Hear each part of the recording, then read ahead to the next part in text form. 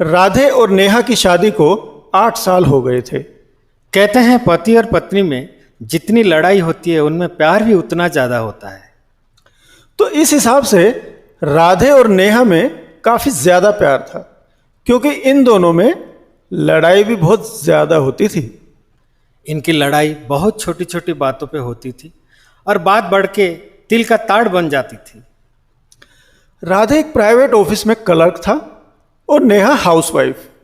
राधे 6 बजे के करीब ऑफिस से निकलता था, लोकल बस लेता था और करीब 7:30 बजे घर पहुंच जाता था।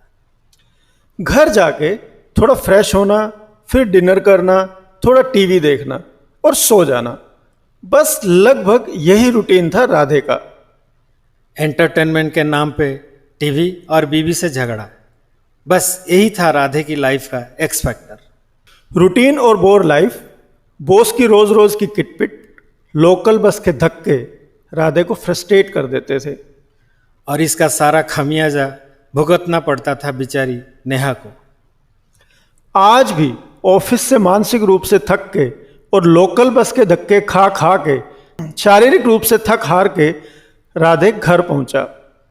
राधे थोड़ा फ्रेश हुआ और बैठ गया डिनर टेबल पे और नेहा ने तुरंत खाना लगा दिया। राधे को खाना टेस्टी नहीं लगा। दाल में नमक कम था और सब्जी भी बिल्कुल फीकी थी। जैसे जैसे राधे खाना खा रहा था वैसे वैसे राधे का गुस्सा बढ़ता जा रहा था। और फिर राधे ने गुस्से में खाने की थाली उठा के फेंक दी।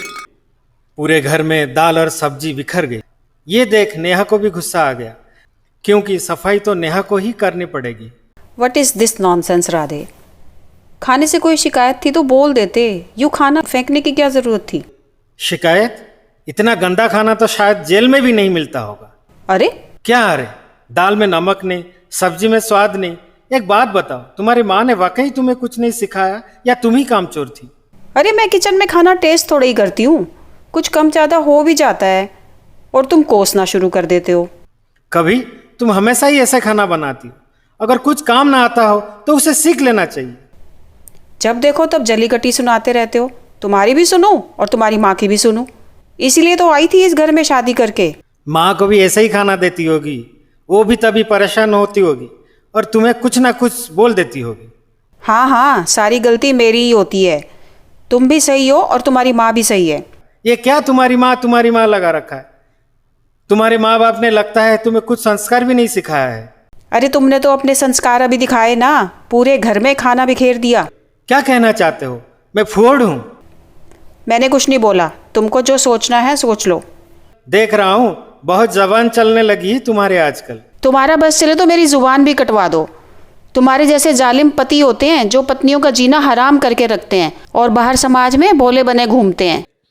तुम्हें पता भी है तुम क्या बोल रही हो? तुम कुछ भी बोलो, कुछ भी करो, तुम्हें छूट है, क्योंकि तुम मर्द हो और मैं चुपचाप मुंह बंद करके घर में बैठी रहूं और तुम्हारी माँ की ज्यादतियां बर्दाश्त करती रहूं। क्यों बार बार माँ को हमारी लड़ाई में घसीट रही हो?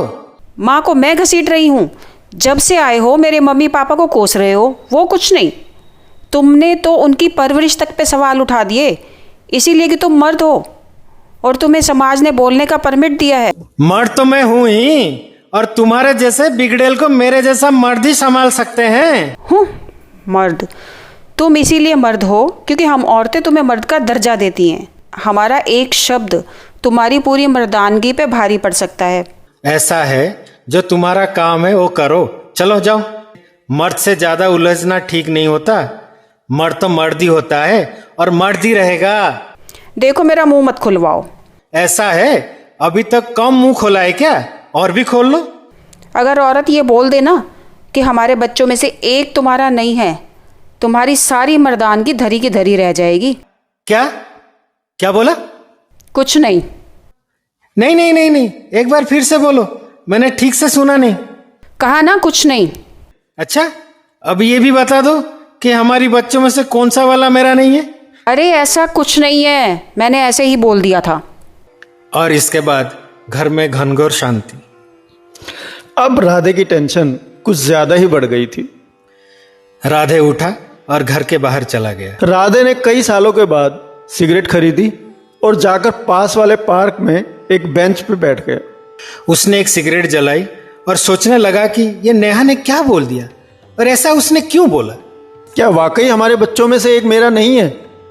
अगर हाँ तो कौन सा वाला है? बड़े वाले की तो शक्ल भी मुझसे मिलती है और उससे छोटी बेटी के नैन नक्श और नेचर सब मुझसे ही मिलाते हैं, और सबसे छोटा तो मेरा ही जीरोक्स कॉपी है। फिर नेहा ने ऐसा क्यों बोला होगा? मुझसे परेशान करने के लिए शायद, ताकि वो मुझे लड़ाई में हरा सके। वैसे एक बात तो है, हम मर्द लोग तो यूं ही घमंड करते हैं। हम तो यूं इतरा कर बोलते फिरते हैं, मेरे बच्चे मेरे बच्चे। एक्चुअली हमें बोलना चाहिए मेरी बीवी के बच्चे, मेरी बीवी के बच्चे। और यही सब सोचते सोचते राधे देर रात तक पार्क में बैठा रहा और फिर घर की तरफ चल दिया। घर पहुंचा तो नेहा राधे का वेट कर रही थी। राधे नेहा से बोले बिना बेडरूम चला गया। नेहा राधे के पास गई और बोलना शुरू किया। एक्चुअली आप मेरी बात को गलत वे में ले गए। मैंने सिर्फ इतना बोला कि अगर कोई औरत ऐसा बोल दे तो, और देखो वही हुआ।